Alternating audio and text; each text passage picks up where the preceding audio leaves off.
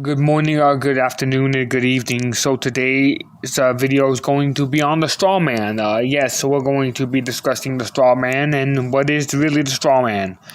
We have already discussed how law is fiction and how law does not actually apply to you, how it was later adapted in the late 1800s so that it applied to people. Remember that term people implies also estates. We'll get into that in a second here. So I just wanted to give a legal notice. This is not legal advice. This does not give any of this does not give anybody permission to use me as an attorney in anything. If you wish for legal advice, ask a legal attorney, someone with knowledge and experience. This is for educational purposes only. Now that that's done, let's get this started because there's a lot of information here. We're going to discuss what the straw man is. Now, we understand that the straw man is a fictitious man that was created in 1933.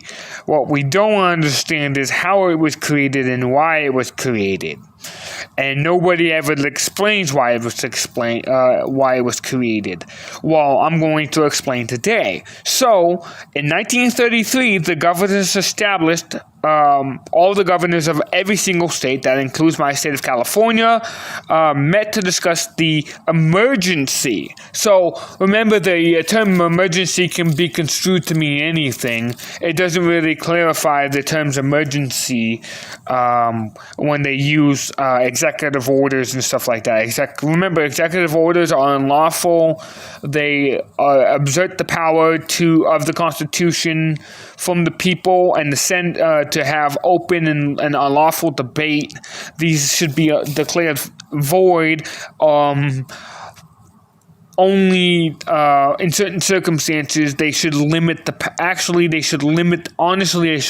power of the executive order to a certain thing, and they should clarify what the president can and cannot declare a national emergency and specify. Remember, all laws should be written in plain English. They should not be written in such a complex language that only few elite people understand them. So we understand in 1933 he created an emergency, declared. The governors are now at the meeting, okay?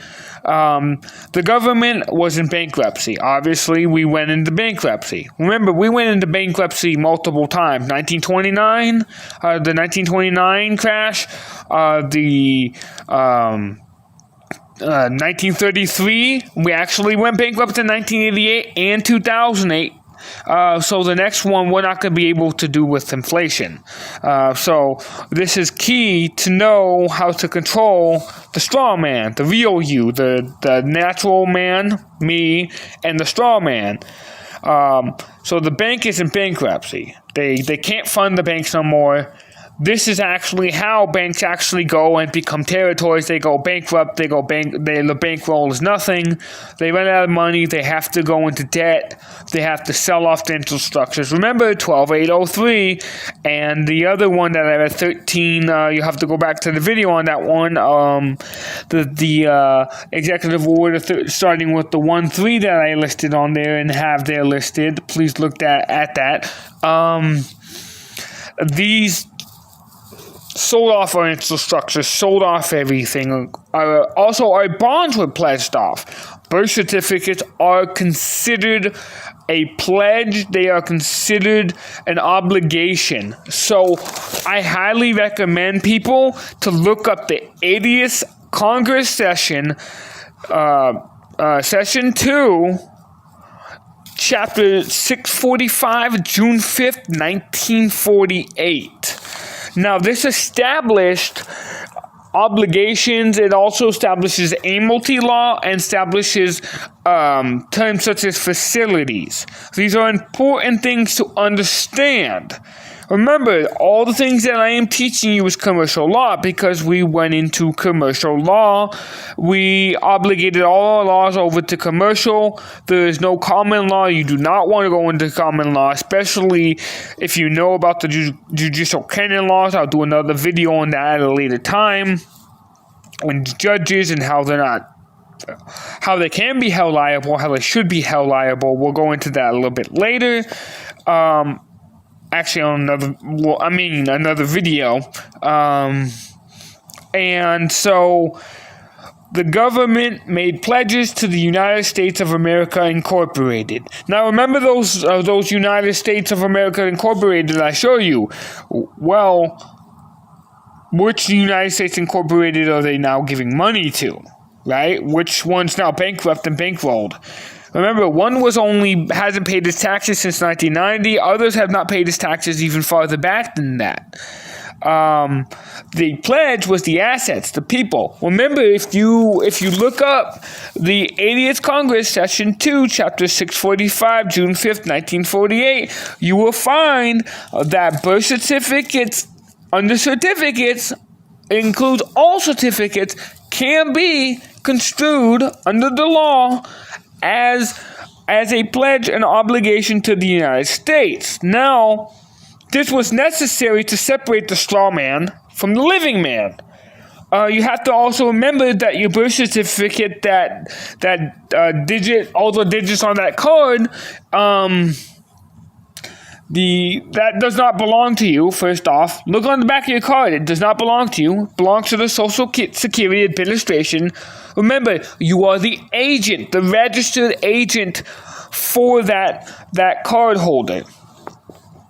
The principal, the owner is the Social Security card. It's the Social Security agency.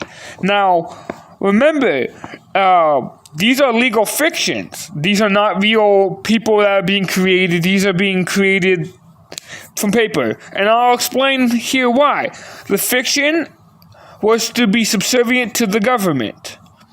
The real original Social Security was actually against, they were actually against having the government have all that information. They were actually originally against it. The government put pressure on them and forced them to do so. You remember GATT, the General Trade and Tariffs. So how are we, so you're asking, how are we commerce? Well, they registered the birth certificate, the security instrument. Remember, because it's an obligation of the United States under that code, 80 Congress Session 2, Chapter 645, June 25th, 1948. We were obligated, the governors pledged they agreed to register the birth certificates of all the people of the U.S. With the U.S. Department of Commerce. The birth certificate is the security instrument, collateral, used to back the pledge. The legal fiction was created using the fiction. So they used that birth certificate, put you into U.S. commerce. Now you are commercialized, and they pledged you over as to God knows who, and those people hold due course in your state without you actually ever having knowledge. Now, these all capital letters were designed for legal fiction because the pledge you were determined into surety. Remember the definitions of surety. The legal fiction surety is one for responsible who pays. So, when the government or any corporation uses any process whatsoever against the legal fiction, so when you say, yeah, I'm going to show up in court, remember, you are becoming the surety. You are agreeing to the contracts of their term. You are saying, I agree to the terms that are restrictive to me, but give you all of the power. I'm using the district attorney as an example. And you are not separating your name from the legal fiction that is being created, because you are acting under the presumption of the straw man because you have not redeemed yourself through the redemption process. And when I mean redemption process, I am actually talking about security. So What it is we have to secure our property through the Universal Commercial Code, UCC 1 and UCC 3.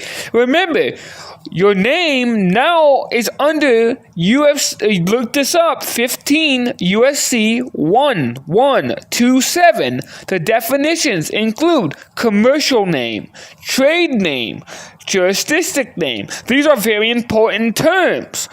In this section, you will find government officers or employees function in commercial capacity after considerable research. The John Doe was created through the presumption of a government employee, which was the doctor. Now, you are now subject to levy and liens. Look up 26331. If any person liable to pay taxes neglects or refuses to pay within the 10 days after notice in demand, it shall be lawful for the secretary to collect such tax. Such further sums shall be sufficient to cover the expenses of levy. The levy upon property in right to property, except such property as exemption under section 6334. I don't have section 6334 here with me today, but I'll print that out, find it, and we'll do a video on that if people comment and they like this. Belonging to such persons or on the liens provided in this chapter for payment of such tax. Levies may be made upon an accruing salary or wage of any officer, employee, elected official of the United States District of Columbia or any agency of Columbia by serving notice of levy on the employer as such defined in 3401D, such officer, employee, or elected official, if secretary makes a finding that the collection of such tax is in jeopardy, notice in demand for immediate payment of such tax shall be made by the secretary, and fail upon refusal to pay such tax collection. Therefore, levy shall be lawful without regard to the 10-day period provided in this section. Now, I want to break that down because that was a lot of information. That was a lot of things I just said.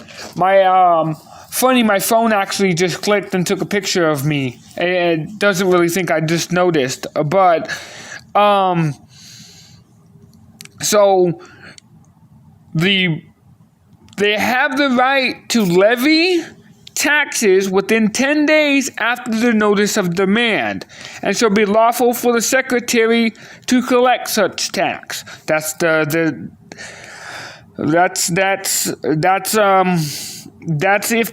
the person is liable to pay taxes. Now, under section any person may be payment belonging exempt. So I want to read this exemption part. So I think this is exemption section. I just looked it up. Exemption section 6334. Belonging to such person. 6331. It specifically states that levies may be accrued salary on wages, officers, employees, or elected officials of the United States. And you have to look this up in the Internal Revenue Code. This is section 6331, and it states that, seeing the sections of the state, levy may be made upon accruement of a wage of an officer. I'm not an officer. An employee. I'm not an employee. An elected official. Definitely not an elected official. Of the elected official of the United States. Definitely not an elected official of the United States. The District of Columbia. Definitely not in the District of Columbia. I'm in another state. I'm in the Union. So the question is that commercial instrument by which parent corporation, which U.S. federal government is it in? You have to remember they're transmitting What they're doing is transmitting utilities within a commercial scheme. Venue World, this is an entity. So that's when they ask you. Why do they ask you? What do you have on your person? Please specify. What do you mean? What do I have on my person? Specify person, please, because legally speaking, you have to remember. Legally speaking, you have to make them specify what is person. Are you saying I'm an estate? Are you saying I am an individual? Are you saying I'm in a corporation? It doesn't matter, because if in my later videos, I'm going to show you how to get rid of these. I'll be making more in the future. I'll be showing you how to get rid of these bullshit laws that are being thrown up on us. But you have to remember, who's getting control of your straw man? Remember, the lawyer's acting as a trustee. The lawyer next to you is a trustee. You hired him, right? He's your employee. If you look up Corpus Juris Secundum, Volume 7, Section 2, 3, and 4, that's Corpus, C-O-R-P, Juris, J-U-R-I, Secundum, S-E-R-C-U-N-D-U-M, and Volume Sections 2, 3, and 4 talk about ward of the court, which is making you a minor under that Internal Revenue Code. Remember, 363.6 under the CFR code, you are a minor under the eyes of the law, and you are being transferred and transmitted into utility. So the ENSLEGIS, I apologize, a creator of law, an artificial being as contrasted by the natural person, applied to corporations, considered as derived by the existence entirely by law. Black Laws Dictionary, 4th edition, page 624. Definitions of transmitting utilities. Now, this is interesting. Transmitting utilities, meaning a person primarily engaged in the business of operating roads, subways, streetways, or trolley buses. So, California Highway Patrol is transmitting utilities. The Martinez Police Department is transmitting utilities. San Diego Police Department is transmitting utilities. San Francisco Police Department is transmitting utilities. Transmitting utilities means a person engaged in the business of operating a railroad, subway, street railroad, or trolley bus. B, it means transmitting electronic communications. So let's say they're taking and sending information out about you. That is an electronic communication that is being sent out by email, by radio communication, or by some other forms of means of communication. Transmitting good by pipeline or sewer, and transmitting or conducting electricity, steam, gas, or water. They're doing all the above. A person means a corporate fiction, something other than a human being. So, what happened was,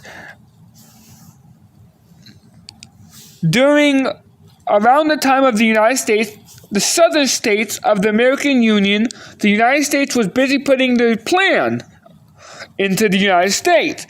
This plan was necessary to the United States, and would increase the jurisdiction of the United States. Remember that the Article 1, Section 18, Section 17, of the United States Constitution that talks about the jurisdiction, these gave them absolute power over everything, because the water miles go for miles, and they have control over all water lands. So,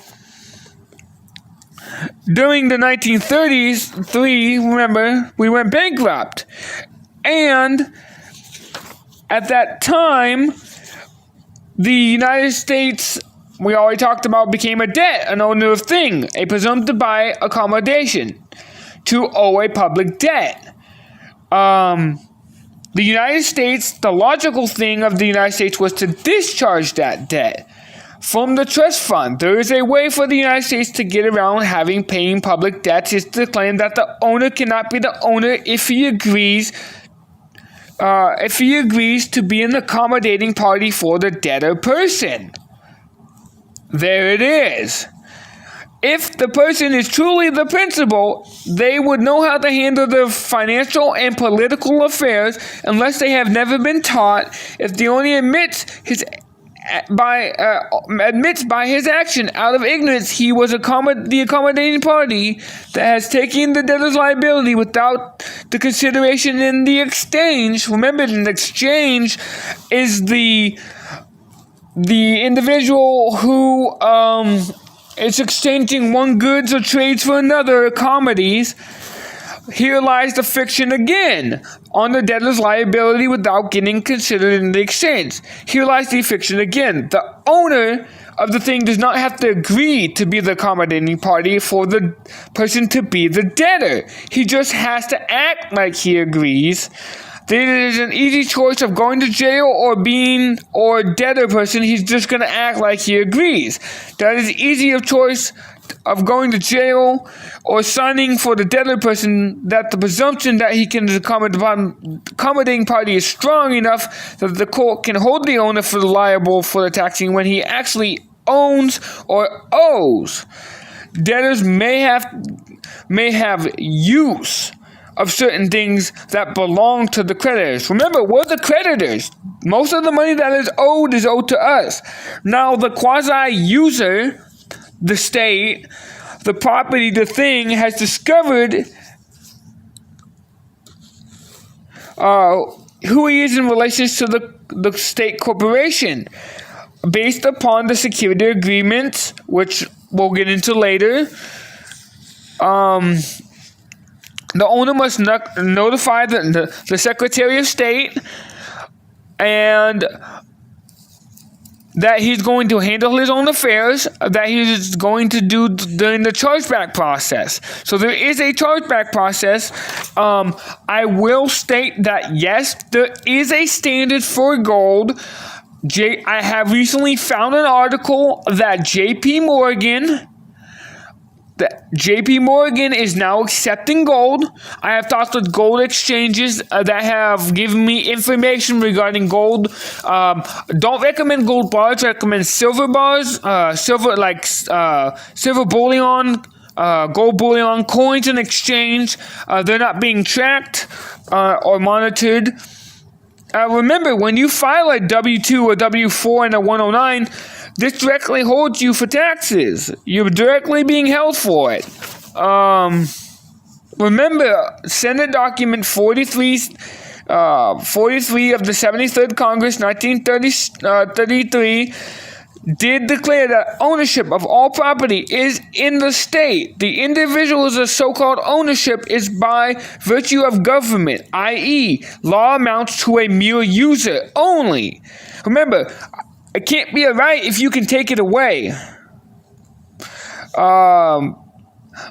The property is subordinate to the necessities of the United States government. Under House Joint Resolution 192, June 5th, 1933, Senate Report Number 93549, and Executive Order 6072, 6012, 6246, and Congress and President Roosevelt officially declared bankruptcy of the United States.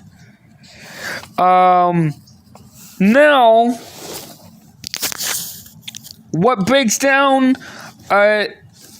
back in 1933, the bankruptcy could no longer pay their debt. The pledge was the American people because the government could no longer pay its debts and pledge the American people, I lost my spot, without the consent of assets to the government afloat. So they're just operating. The government no longer had any way to pay its debts with substance and bankrupt. It lost its sovereignty. Remember, the states are sovereign under that 10th Amendment. All states are sovereign, and they stand outside, separate from the Constitution. Remember, now the United States which United States, is unconstitutional because it is now bankrupt and stands outside the Constitution. Now, I want to hold on here a second. I apologize. Gotta find my. I know this sounds a lot foreign, but I'm going to break it down too. I'm not just gonna leave you. What? If you look at the term, so I want to go over the terms of some of the terms that I've said. Encyclopedia Judicia said 1972, cognate, a person or thing in its origin. The definition of trustee, somebody who is liable for a debt or presumption of debt. Hold on here a second. I'm looking for my other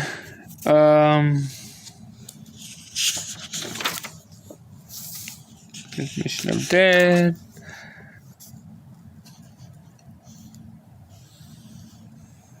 So in the 1920s, the state accelerated and pushed for the mothers and babies to require upon the new federal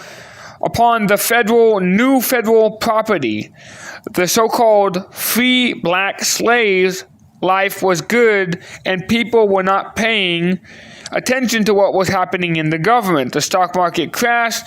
Those who were not inside were not warned to take their money out before they lost everything. In 1930, the legislation provided that registration of babies through applications of birth certificates or so-called government workers could get maternity leave with pay. The state pushed for registration, surrender of ownership. Remember, you're on a ship's bow, you're in martial law. If you understand and looked at the old Abraham Lincoln executive order, I believe it's number 1 or 2, you'll see that we were in martial law, and we never left martial law because he was executed before that ever happened, and we never left, and we were still in the military tribunal. So at this point in time, there actually is no laws with martial law. But that's not the point of what I'm trying to point out. The state pushed for registration and surrender of ownerships of cars and applications of certificates of title. That includes birth certificates. Remember that 80th Congress, Second Session, Section 645, June 5th, 1948. And through the registration of lands, deeds of trust, which turned in the land over to states. Constructive trust was secretly created people and binding them to the United States democracy. Why do we have to pledge our allegiance to anything? If we're in a state, we're obviously a citizen of that state. It's a corporation. It's pledging our allegiance to a corporation, a fictitious entity. Please go back to my other video about the debt collecting and creditors, and you'll see that it's a fictitious entity. Pardon me. And so the surety thereby agreeing to be sureties for the debts of the United States, and the President supplied the diversion to the people's attention of what the government was doing. The Social Security program was implemented along with the numerous programs that invited American people to volunteer sureties. Remember the sureties. I explained this in my last video. Please go back, look at it. You'll see that you'll see case law, everything that supports this. The plan was well on its path. 1933, massive registration, surrender of property through the United States agencies, including states, subdivisions, were assured that the United States is and its officers would get rich beyond their wildest dreams if all this was done without full disclosure of all the material facts and accompanied with the application of registration. Remember, we discussed this. A contract without full disclosure is not a lawful contract. This is unlawful. If remedy was available to the people and the people chose not to choose remedy, because remember that there's remedy, we can discharge that debt and get it down to zero. That's the duty of the trustee, the state, the employee. All that is done without... If a remedy, the United States only needs to provide the remedy. It was not required to explain or even tell the people where the remedy could be found. The attorneys, the remedies are found in your UCC 2 and UCC 3 and UCC 9. You also can find it under the CFR. You can also find it under the Consumer Protections. And financial credit protection people, you can find under 661 and 667, you can find some of your rights there. And I believe it's 616 that gave them probable cause to be found. The attorneys don't even have to... attorneys did not even have to be taught about the remedy. These gave them probable deniability. When the people struggled to understand the new laws, the legislators did not have the intricate details of law explained to them regarding the bills that were passed. They never do, right?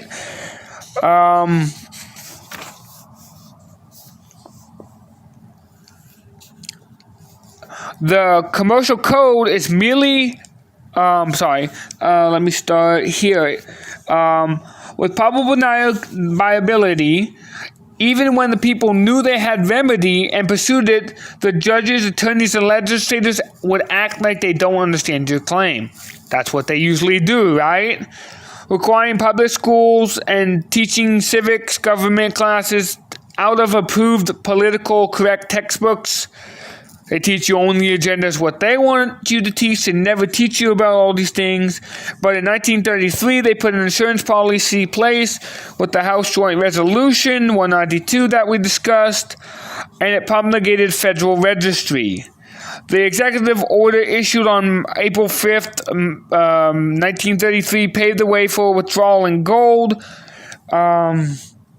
I'll do a video on that very shortly. The United States Representative T. McFadden was filed formal charges on May 23rd, 1933 against the Board of Governors of the federal banking system and the control of the currency and Secretary of State of Treasury, Congressional Record, May 23rd, 1933, pages 4055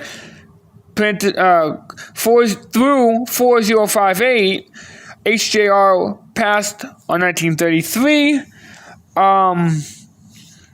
The bill removed the requirements that the United States subject employees to be paid with debts in gold. It actually prohibits the inclusion in clause of gold and contracts that would require also cancel every contract clause.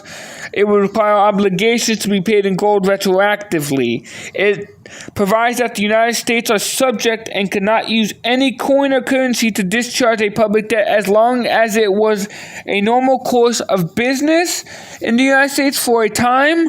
United States notes were currency and used in discharge of debt, but later the Federal Reserve provided a new medium of exchange through the debt instrument.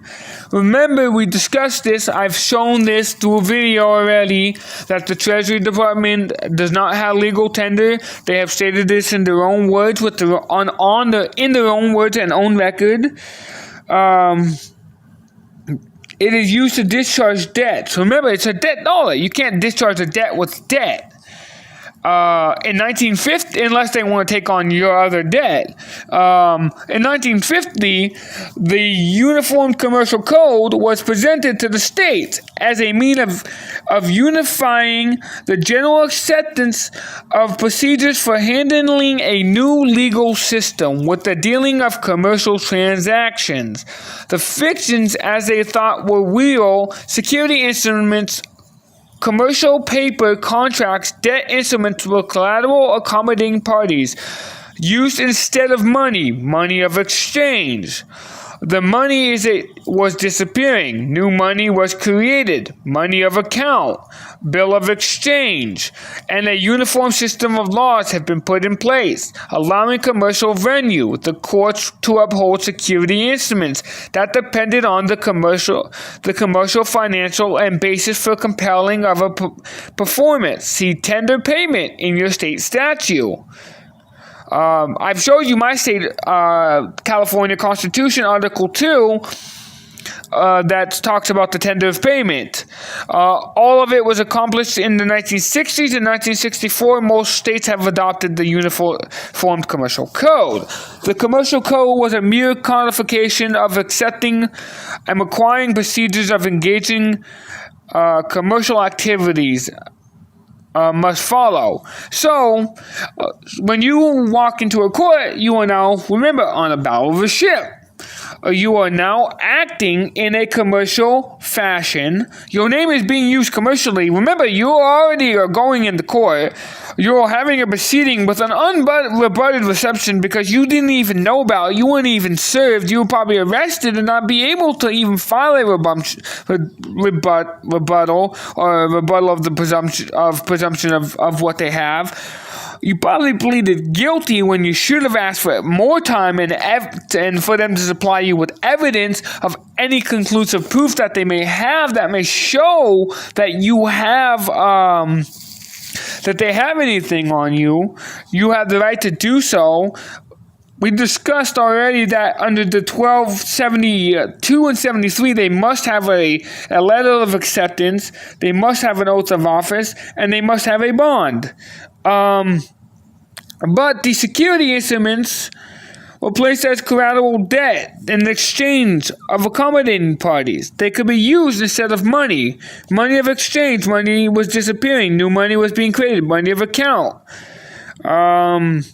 The commercial is a merely codification of all procedures of people engaging in activities must follow. The basic principles had settled for thousands of years ago, refining its sophistication over the years in the 1900s. The age-old principle of commerce shifted from substance to form. Presumption became a big part of law. Without a degree of force of presumption, the direction and the force criminal claims could not be supported in their court. If claimants were required to produce their claims every time they collect money from the people, they would seldom be successful. The people expressed that the codes combined with the meaning of dealing with substance commercial activities, meaning the dealing of presumption of commercial activities, the principle working for the people as they do for the deceivers who rule not the respective person. Now, so that's saying that they made the laws so that it could be settled the claims, but it would be hard for them if they were required to produce their claims every time. It would be hard and nearly impossible for them to create substantial commercial activity, and the presumption of evidence could be rebutted. But those who were enticed for the people to register their property, land, guns, cars, children into subdivision states. Remember, when I mean subdivision states, what United States are you registering your gun in? What state of California are you registering your gun in? The definition of property is the interest one has in a thing. The thing is the principal. The property is the interest. The profit is made from the property along with the owner of the thing. Profits were made by the deceiver who pledged the bond, the bond that's going to be put in your name, the commercial profit, but the profit does not belong to the deceiver. The profit belongs to the owner, you, me, of the thing. Remember, the owner of the thing is you. The substance cannot appear in fiction. Watch the movie Last Action Hero. You'll get if you watch it and listen closely, you'll understand it a lot more. It is impossible. Sometimes fiction made look. Sometimes the fiction is made to look very much like substance, but fiction can never be substance. It's impossible. The profits from the registered are put in a constructive trust for the benefit of the owner. Remember, we are taking you into custody.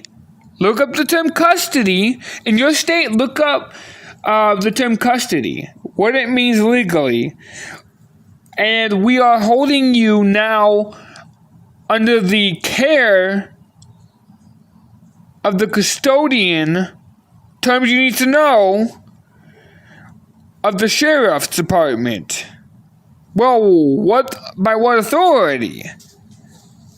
How can you hold me with another trustee? I'm a man. I'm a natural living man. I'm not property. I can't be held. Because they created constructive trust for the benefits of the owners. Remember, the owner is not just you. The owner is also the holder in due course. The scheme represents fraud. Remember, a court cannot proceed forward if it commits fraud.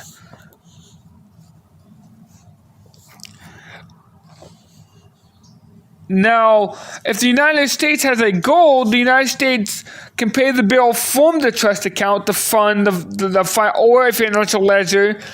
The definition of fund is money set aside to pay a debt. There is a fund to discharge the public debt attributed to the subject.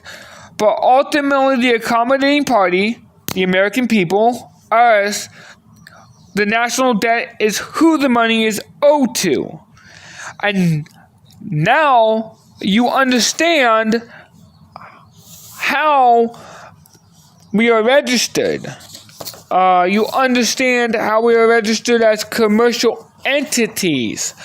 We are registered through the laws of 1933. You have to remember what is an endorsement. I endorse and create something with my signature. Your signature has a lot of power. You do not have to sign a banknote. Remember, because it is a banknote, these banks are in default, these courts are in default, and they must issue a negotiable instrument, a draft, a public offering. That's all the complaint is a public offering, a complaint, a draft, and you openly accept the draft, saying, yeah, I plead guilty, or no, I don't plead guilty, not knowing what you're actually saying. What you're really saying is, well, I'm the biggest sucker in the world, and you're going to put my ass in jail and take everything, and there's not a damn fucking thing I can do about it. I recommend for anybody who is watching this to look up the Silent Weapons for the Quiet War, Reacher's Technical Manual, SW790S.1, which discloses a declaration of war upon the American people. It's a manual with an analytic declaration of intent. I also recommend reading page 3 as well as page 7 of that manual. Of this, and as well as page 8. This stuff will blow your mind.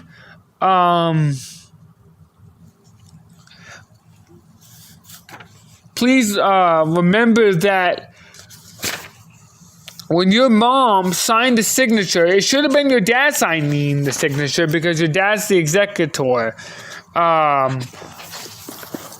Give me a second. Let me try to find my notes here. I'm going to pause this video for a second.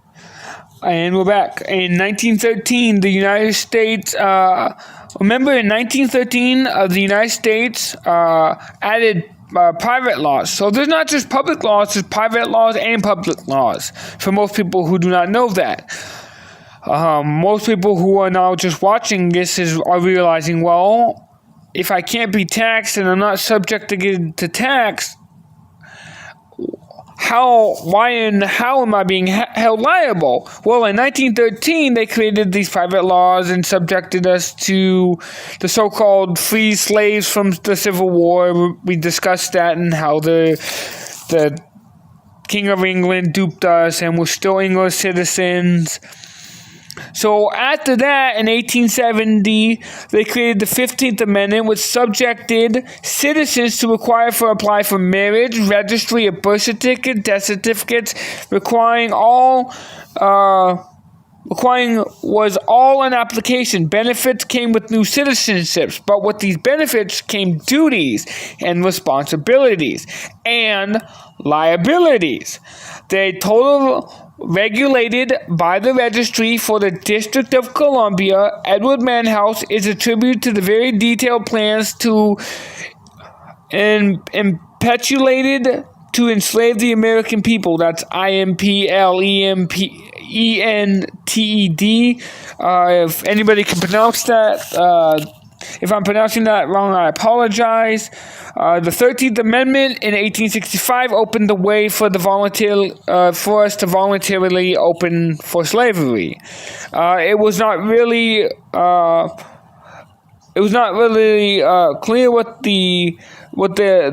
had been implemented. The central banking industry and the Federal Reserve Act in 1913 was the ability to decrease and circulate currency and tax and legislate through the 16th Amendment in 1913.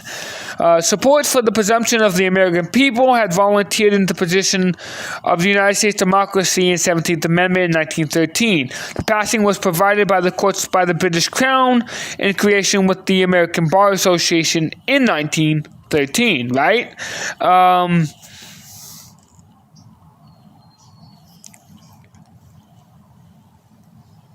We talked about the registry of the children. Give me a second. I'm going to pause this video. Remember that the banks in 1871. In 1868, to establish an underlying debt of the government. It said, in times of war, laws are silent. Cicero. Executive orders under the law of the war of powers, emergency laws under the law of necessity, meaning no law whatsoever as per maxim law, as necessity of no laws. The laws of forbidding killing is void when done in self-defense. In times of war, laws are silent. Remember, we're always in a time of war because we never, ever left. Because Abraham Lincoln, through Executive Order 2 in April 1861, filed an executive order declaring a national emergency, and since then, because he was shot in the head, there has been no de jure sanctioned by law in Congress. There has been no lawful de jure Congress since 1861. The executive order brought the law of necessity. Basically, the law that is no law. So there is no law. So if I punch a man in self-defense, well, I have every right to do because there's no law stopping me from defending myself. It's the law of necessity. It's to establish the underlying debt to the bankers and create legal entities. The legal entities are subject to the jurisdiction in which they were created to exist. and created the jurisdiction itself correctly. The so-called fraudulent and unratified 14th Amendment was proclaimed to be passed in 1868.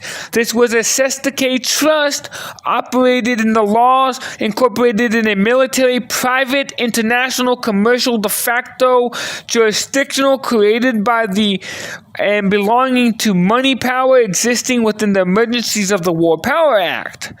The only operational jurisdiction since the dissolution of Congress in 1861 through the 14th Amendment, an artificial person, corporation, entity, franchise existed, citizens of the United States, and was born into a private, corporate, limited liability. Section 4, citizens of the United States were born, remember, that's section, the 14th Amendment, Section 4, the validity of the debt, public debt of the United States and the bankers shall not be questioned. Within the above reference of jurisdiction, the international bankers and private foreign-owned Congress formed a commercial agency government for the District of Columbia on February 21st, 1871, Chapter 62, 16, Stat 49. This is a corporation that was recognized in 1878. Chapter 180, 20th Stat 102, and renamed United States Government. This corporation is privately trademarked and named of the United States, U.S. U.S. dot, that's U.S. dot, U.S. dot, comma, and then U.S. It's just U and then S, and then USA with no dots, and America. When the United States declared itself a municipal corporation, it created what's known as a Cestui trust under the implementations of the Federal Constitution of 1871 and incorporated the United States Constitution of 1787 and 1791 was amended by law. Naturally, the trustees of the trust, it's empowered the United States government to change the terms as will, as evidence. The federal government of the Constitution in 1871, the 14th Amendment, the people of the United States, without the consent, were declared citizens and granted civil rights. And these so-called civil rights are nothing more mere than privileges. Privileges are licensed regulations and reinterpreted and suited the purpose for the reason. The federal corporation government conveniently somehow forgot to disclose to the people the term citizens, which may have every living, breathing inhabitant subject and defined in the law a vessel. Now remember, vessel is defined in the 80th Congress Session 2, 645, June 25th, 1948. Again, watch, read, educate yourself. 1912, bankers owned a bond. We're keeping the U.S. afloat due to the bankers' refuse to refinance the financial debt. This resulted in global martial law, creating martial law ruled Congress and compelled the Federal Reserve Act of 1913. This act surrendered constitutional authority to create, control, and manage an entire supplemental of the United States to a handful of privately, mostly foreign-owned. Most people like to say it's Israel, but it's not Israel. It's Israel, it's Britain, it's Austria, it's Germany, it's the United States, it's many different corporations. And this was done through 1914 to 1916. They began circulating the Federal Reserve notes, the money along the nation's reserve currency, which was the gold and silver at that time. Because remember, at 1916, we haven't hit 1933 yet. And these amounts for the bill was yet to be paid for what it owed for the new benefits and be able to carry.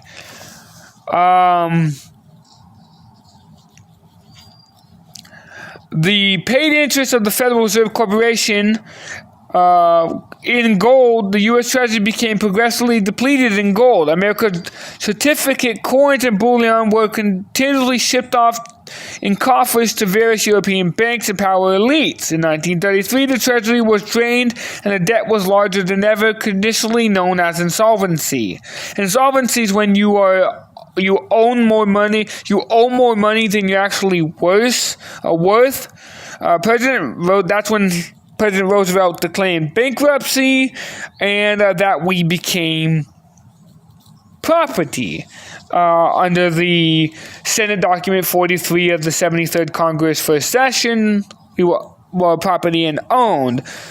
Review of countless Supreme Courts. You can see Erie versus Railroad Thompson, 304 U.S. 64-2, which established the state has constitutional rights, not the people. The people have been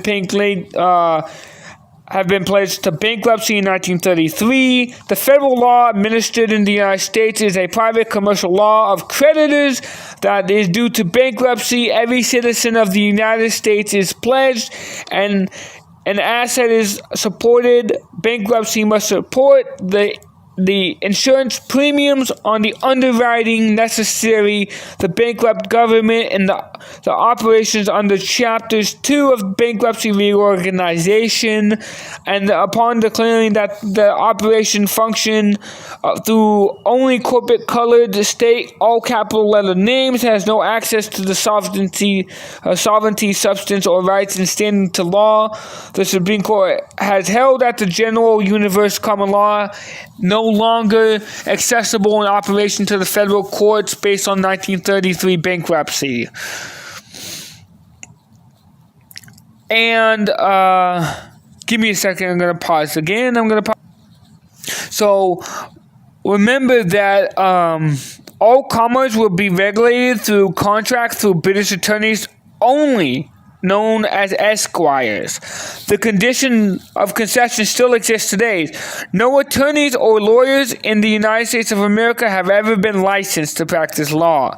They are exempt themselves, and therefore a fiction person, and only admitted bar members. The practice of private franchise is called Private Franchise Club, called the Bar, is an acronym for the British Barrister Accredited Registry. What a mouthful. Article 1, Section 9. No clause, no nobility shall ever be granted in the United States, and no person shall hold an office of public trust or any sort of elopement, office, or title whatsoever from king, foreign, prince, or state. Well, right there, they're obviously doing that.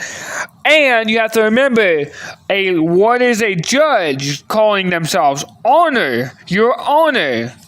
Well, if I'm calling you your honor, well, that's a title of nobility. The high lords were called honors or lords. All courts are operated in non-constitutional, non-Article 3 legislative tribunals. All courts are under Title 11 Bankruptcy Court. These courts are statutes in reality, commercial obligations being applied for the benefit and privilege and of discharge of the limited liability of the Federal Reserve monopoly. Money of the Federal Reserve notes are debt instruments only. Again, I'm going to pause this so I can get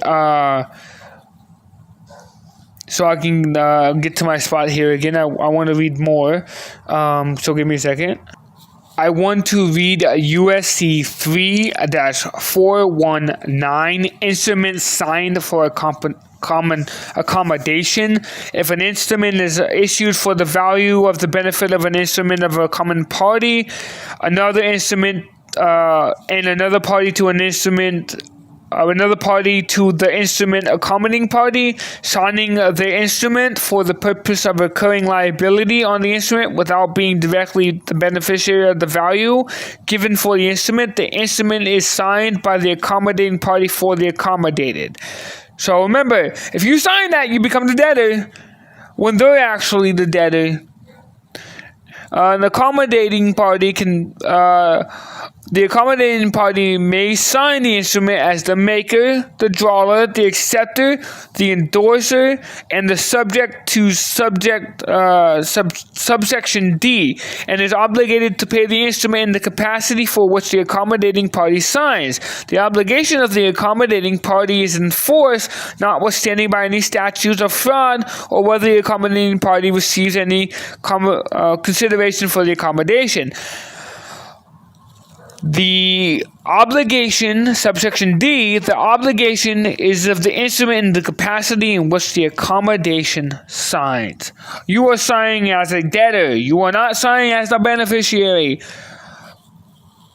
Sign your name. Not all capitals. How you usually sign it, one capital, lowercase, one capital, lowercase. You sign underneath beneficiary, equitable title holder, and all rights reserved under 207, 307, and under UCC 3-14. Now, subsection D says, if the signature of the party of the instrument is accommodated by the and unambiguously that the party is guaranteed to collect rather than the payment of obligation to another party. To the instrument, the signer is obligated to pay the amount due on the instrument to the person entitled to enforce the instrument, only if the execution of the judgment against the party is returned unsatisfied. 2. The party is insolvent or insolvency proceedings. 3. The other party cannot be served with the process. Or 4. It otherwise has been apparent that the payment cannot be obtained from the other party.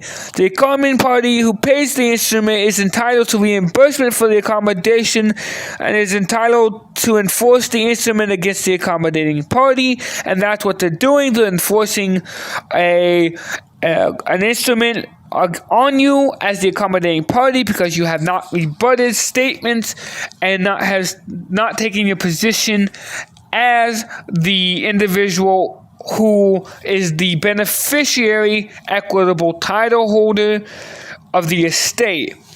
I would like to read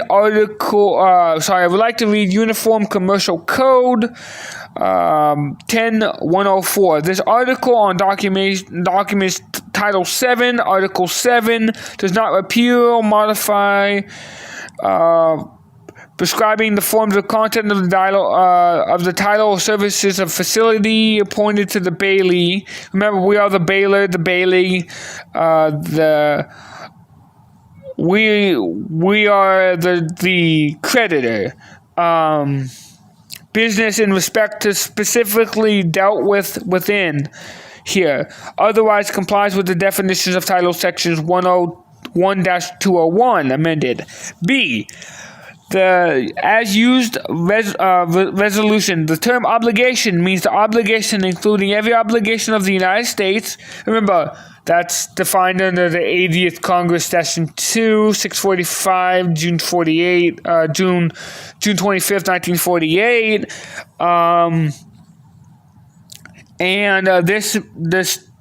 The term coin and currency means every coin or currency of the United States, including Federal Reserve notes and circulating notes of the Federal Reserve. The National Banking Associations. Are you willing to commit a crime to the PA of an alleged debt?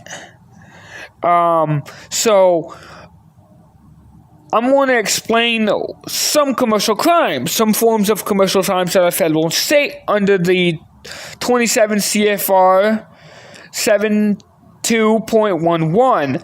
Any following crimes, federal or state offenses are against revenue laws: burglary, counterfeit, forgery, kidnapping, robbery, illegal sales or possession of deadly weapon, prostitution, including soliciting, procuring, pandering, white slave keeping, keeping house of ill fame or like offenses, extortion, swindling, conference games, acceptance to commit, conspiracy to commit, compounding any of the foregoing crimes, addiction to narcotics, use of marijuana. These are all considered financial, commercial crimes. And Article 1, Section 10, Article 11, and Section 1, and the U.S. Banking Code. Any action, complaint, and transaction initiated in state, federal agents are commercial crimes in nature of the light that the fact that they impose a quasi-monetary fine in violation of Article 1, Section 10, Article 11, Section 1, and the U.S. banking industry.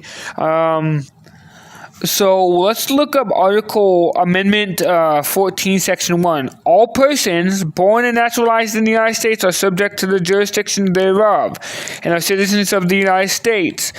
And when they reside, no state shall make and enforce any laws which shall abridge the privileges citizens of the United States, nor shall deprive any person of life, liberty, property without due process, or deny a person its jurisdiction without equal protection of the law.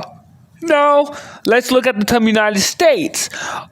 I'm referring to Title 28, subsection 3002, Part 15A, which means United States means federal corporations. By the citizens of Washington, D.C., interchangeably, the United States of Washington, D.C., Incorporated became a business of the United States on February 21st, 1871.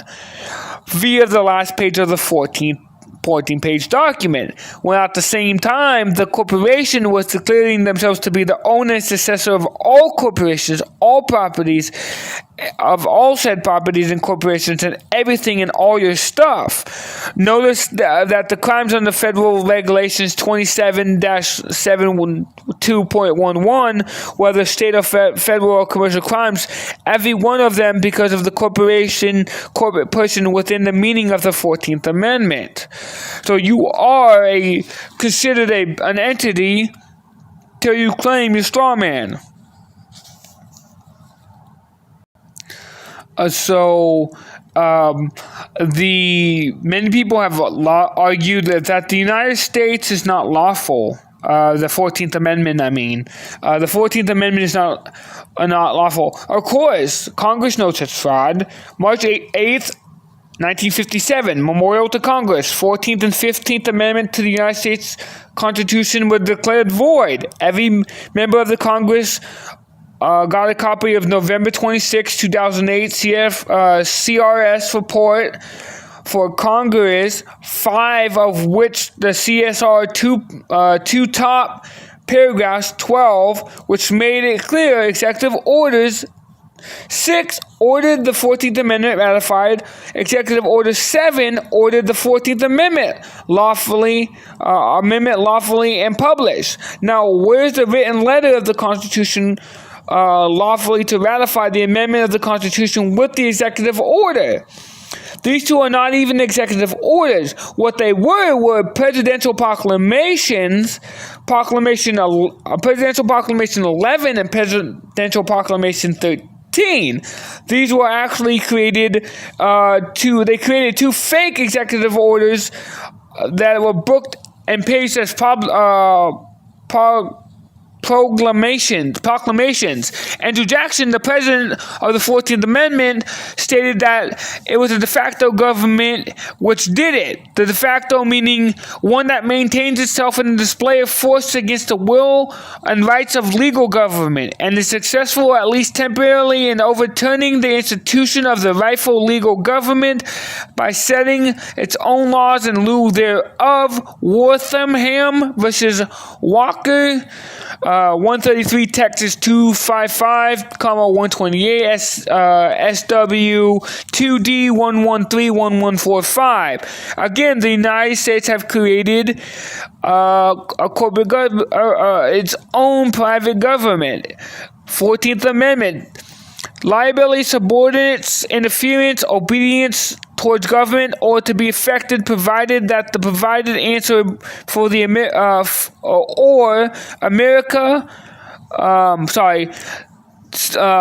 again, the 14th Amendment created different governments. The citizen, a different jurisdiction as found in the Constitution.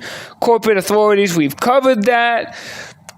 It states that subject and liable to the subversion, inferior obedience to the governed or affected by the provided answerable or, and then there's a case here, it doesn't, liable, subordinate, subservient, inferior, obedient to, governed or affected by, provided answerable for, or, and that's American MFG CO V Commonwealth 251 Mass 329 146 Northeast NE NE Hannibal Trust versus Elise 31 MA 485286 SW 371377 Allen versus Simon 97 West Virginia 38 125 Middleton versus Finia 25 California 76 Manning versus Sam's 143 Georgia 205 84 East BL Holman versus the employer of reinsurance and companies 45th Congress 6th session third session 62 chapter 62 63 64 65 1987 hereby declared the successor of all corporations and all property said corporations of the County of Washington shall be vested in said District of Columbia. So Section 4 makes you therefore responsible, and you have no right to question any validity that they tell you. The Constitution was bifurcated. Bifurcated is defined as separated. We'll call it bifurcated because it's separated from the original jurisdiction of the outlined Articles of Confederation. Article 1, Section 8, Clauses 16, 17 clearly set this out. This is important to remember, as this is going to be a particular in our lessons that we're teaching. So after the bifurcation, the United States created a social contract structuring government that was established on a much higher plane than the preliminary system of the United States of America. The social compact is also known as the constitutional republic, in which certain powers are delegated to the state, the corporation, and franchised by the New World Order of the social compact, which is the banking industries. A certain amount was delegated to the agencies, federal agencies, residual power reserved in the powers of the signatory parties, which is respectfully the parties of interest. We, the people of the United States, which we are not the people of the United States, either signed the Declaration of Independence, who neither signed the Declaration of Independence nor the Articles of Confederation. The Constitution of the United States is for the United States of America, or who related to the members of posterity of the people and the signatures thereof under the new social compact.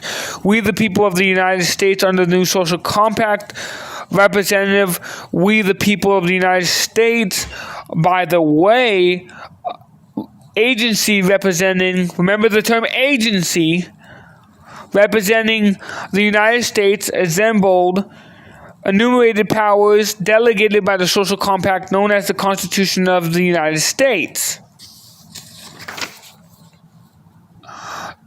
The term bank, defined in Black Law's Dictionary, refers to lawyers, judges. This is Black Law's Dictionary, 4th edition, and particularly Waters, Maritime. I recommend also reading the full term of bank defined in Black Law's Dictionary 4, but some of it also includes judges and lawyers. I've also discussed in other videos that lawyers, judges, they have to pay taxes, they have to go to the courts. If they don't, then they're dishonoring the creditor, you. The 1781 they chartered the First National Bank for a term of 20 years. The European bankers were holding the debts before the war. The loans were worthless, unbacked, non-secured, printed money. These charters were only for the bankers. And because of the bureaucratization at any given point in time and period, under the jurisdiction of the private bureaucrated government of the assumed 10 mile squares of Washington, D.C. were the governments and employees who created the social compact. They reside as residents and non-aliens within the territories owned by the United States, formerly slaves. The former citizens lived in the southern parts of the social contract, known as the United States, for the United States of America.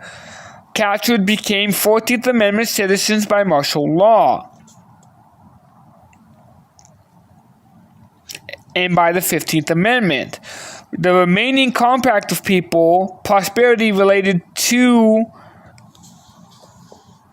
could still invoke the power of the government, original jurisdiction on the Republic side of the Constitution, only limited by the application and curtail privileges immunity effected pursuant to the way of the Act of July 27, 1868, C-249, 1,15, Stat. 23, Rev. Period, Stat. Period, 1999, now Title 8 U.S.C. 800 and 801, also known as the Expedition Act, also known as the Act that's at large. The new democracy, which started to create the mob-ruled martial law. In 1871, again, bankruptcy loomed. 10 square miles, the new military construct, known as the old familiar known construct of the agency of the United States. Congress assembled, which the Constitution by the laws, not authorities under the Constitution, but the authority over the Constitution. They copyrighted not only the Constitution, remember they took it from the Moroccan people, but also many names of the United States, such as U.S., the United States of America, U.S., and many other titles of intellectual property and secured copyrights. The U.S. Has beneficiaries and original signatures of the Social Compact. You have to look up at the Virginia Charter of 1601. The state bar has a charter in 1913, an international charter that gives them power here in the United States. Again, you have to remember that they're foreign agents. I was doing research, and we must remember that the politicians and the posterity of the original signature members are only under the compact. And there's an illustrated universal history in 1871. If you look in the Illustrated Universal History of 1878, page 504, it tells us that the southern states were swarmed with British agents. Because remember, they didn't leave until 1795. They didn't leave until later, but I guess there were still agents there. And so the compact known as the compact state known as the Southern Carolinas on December 29th, 1860, within the weeks, the people and the beneficiaries prospered from the signatures of the Social Compact, and the 6 states joined in the conspiracy along known as the Confederate States with Jefferson.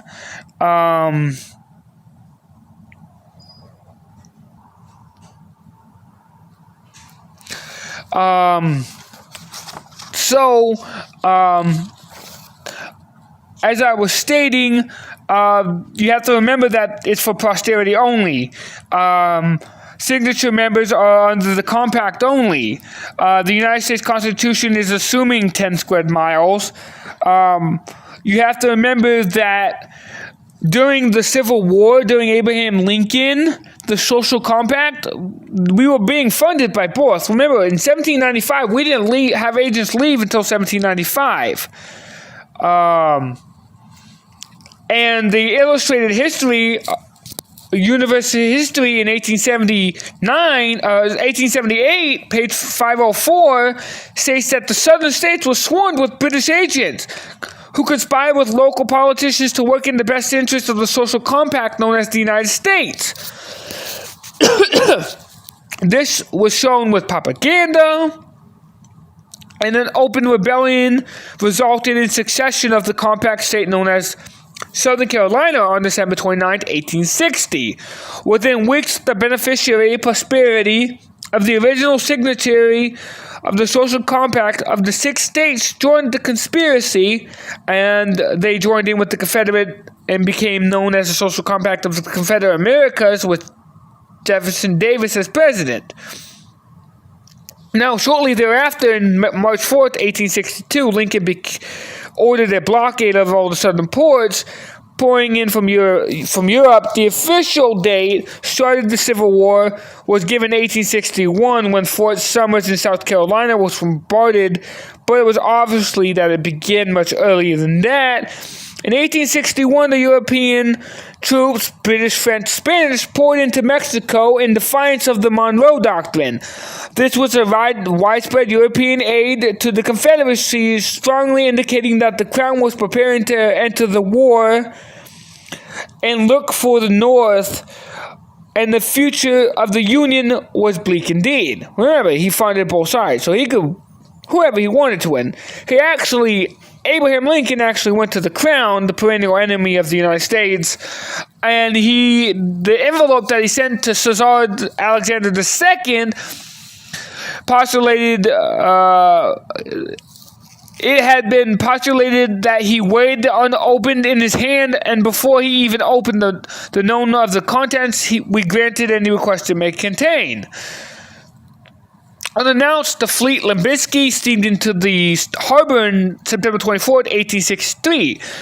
The Russian Pacific Fleet, Admiral Popovich, emerald San Francisco October 12th. Of the Russian act, Gideon Wells said they have arrived to tide the Confederate, and they arrived at high tide of the Confederacy and at low tide of the North, because England and France hesitate enough to turn the tide for the North Empire of the city, page 90. History can be found throughout this one-mad act that Lincoln had done and agreed.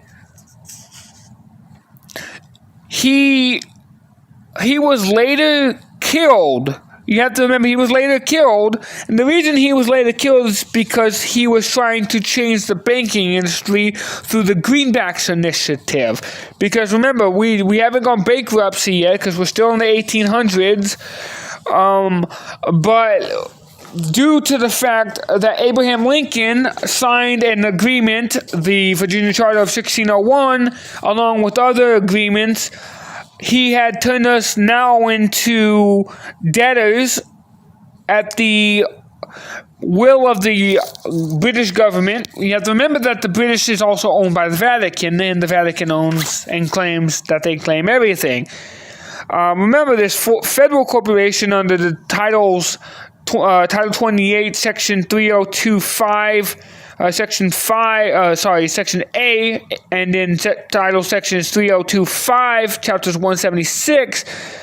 The United States is a corporation, 534 Federal Supplemental. And from 1776 to 1789, the United States Confederacy, and after 1789, was a singular individual corporation, a federal national system.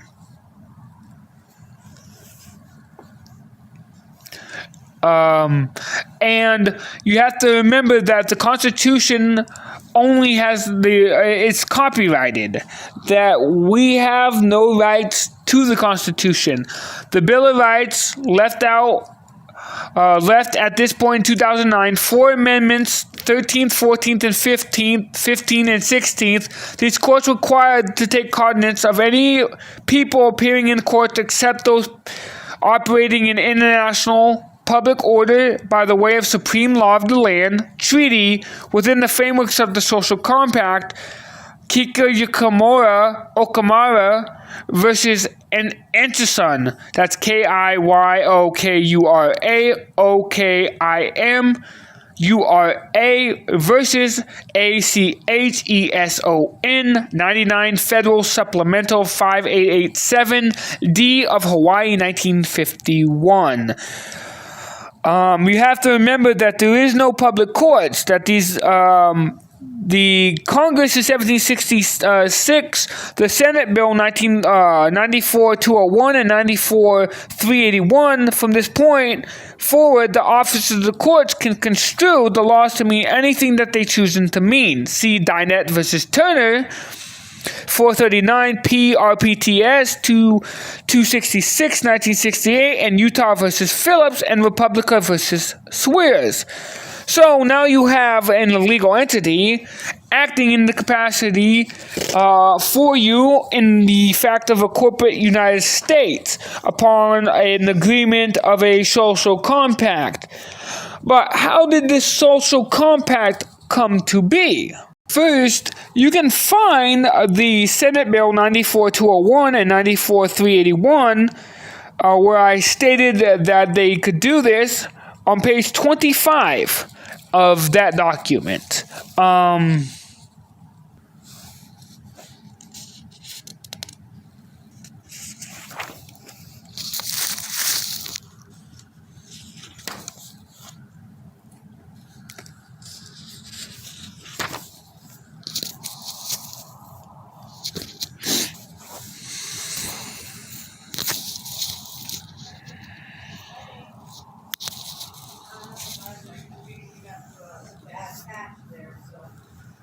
Give it a little bit of time to do what it needed to do. I don't know how to get that down that road. Yeah.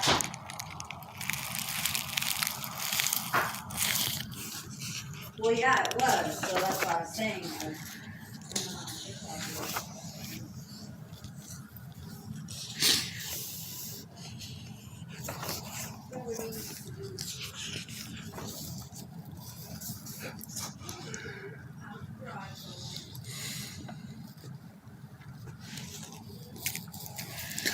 I want to continue to... Oh, I didn't even realize I was playing. I want to continue to show you the Senate Report 93549, 93rd Congress, first session, summarizes the situation best as possible regarding the shadow government. A majority of the people of the United States have lived their life under the emergency rule, and the United States action has taken by the government in times of crisis, remember, at least the Civil War, in important ways shaped the phenomenon of the permanent state of national emergency. So they acknowledge that we are under national emergency, and they acknowledge and understand the Organic Act District of Columbia and Dinette versus Turner 1868, which argues this. The Pacific Reporters 266, 267 in Utah to Phillips. The corporation is known as the United States, hence the new military structure known as the Social Compact of the several unions, which remains formerly the Republic and formerly the social impact under the rule of the bankers solely for the express and benefit. Only for banking industries. When you sign up for these benefits, you are signing up and becoming a corporate slave and becoming into corporate ownership. When you become and you want to become a United States citizen, you are joining. What you are doing is joining a corporate state. There are two governments and two flags. Look at Reporter, second series, volume 540, page 941, 942, 1975. However, the most important fact about this amendment is the new class of citizens, that it did not have any effect on the sovereign. people, but both classes still existed when the Constitution was adopted. So the sovereign people does exist. They acknowledge that the sovereign man does exist. You just need the information and needed to know what the information was, and this is why I'm making this video today. The United States Code in total was put together by the District of Columbia, copyrighted private international law, and is applicable to the District of Columbia and any jurisdiction in the preview of its military dictatorship. Their own rules of jurisdiction. The United States attorneys have no business prosecuting outside the District of Columbia or any federal territories. The military construct of district courts have no venue outside the District of Columbia, and therefore no jurisdiction outside the District of Columbia or its possessions. The military Congress cannot pass laws applicable in several states of the Republic than otherwise outside of the presumption of emergency operating under the laws of necessity created by the Congressional Sindai. That's SINEDIE. If all laws in the District of Columbia are private and international laws, including all laws of the United States and statutes and revised statutes passed after 1871. Remember that groups like the FBI, CIA, and DEA are not part of the United States. None of these were ever entities of the United States. The adoption of all the uniform universal codes by all entities allowed them to designate copyright name of every state since 1964, along with all other acts incorporated. The military structure and multi-jurisdictional franchise venues, military social compact, social construct known as the United States, made the Universal Commercial Codes the supreme law of the land as pertaining to the secured transactions and even documents of title through UCCA, speaking hidden terms considering document titles. If you are privately agreeing with three other people like the county, the judge, the clerk, the president playing Monopoly, you of course have to use Monopoly money to pick out a little avatar like a shoe or a race car, right? If we dig a little deeper, we'll see modification to the public law in a different matter. The laws, for instance, pertaining actual to the statute at law book. This is identified as a Chapter 48 Stat 112. It contains the very same words as HJR 192 through one resolution as one of its public laws. We should refer to the federal government's obligations in Chapter 48 Stat 112, not HJR 192. The federal government is looking away, took away our ability to pay the debt with lawful constitutional money. This doesn't make us subject to to Congress or the federal government, and thus the resolution does not apply to us. However, the obligations to us under the public law does apply, as there is still this day efficiently lawfully money to guarantee the circular to meet the needs of the people, including us. If you look at the FRCP Rule 2, all actions are civil, period. This applies to all contracts, private obligations, agreements, extra-constitutional, and various laws because the Constitution gives you unlimited rights to contract in commerce. Again, look up the contract clause of the United States Constitution. You are in an equity, ladies. Equity jurisdiction is the jurisdiction to compel any contract to perform. To contract you to any party is based on a fair particular situations. The term denotes the spirits of fairness, justice, and right to deal with the regulation, intercourse of men to men, connecting to agreements and obligations performing accordingly to the government who are signatories, otherwise such acquisitions among them until the such substance may arise